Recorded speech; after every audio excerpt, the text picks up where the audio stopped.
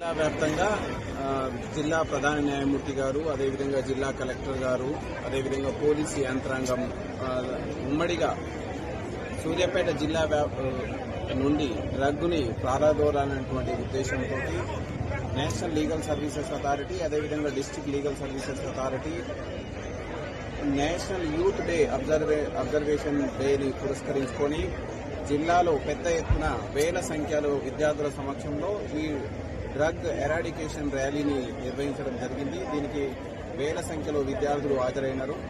ఒకటి, నేటి విద్యార్థుల రేపటి భావి భారత పౌరులు కాబట్టి ఈ యువత డ్రగ్స్ బారిన పడకుండా, అదేవిధంగా డ్రగ్స్ బారిన పడినటువంటి సమాజాన్ని మళ్లీ జనజీవన స్రవంతిలోకి తీసుకురావడానికి ఈ యొక్క అవేర్నెస్ గొప్పగా తోడ్పడుతుందనేటువంటిది భావించడం జరిగింది.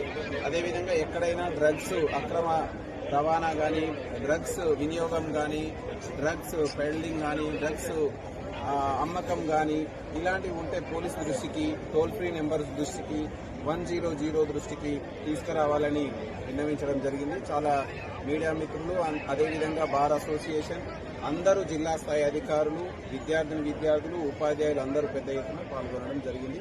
వారందరికీ ధన్యవాదాలు.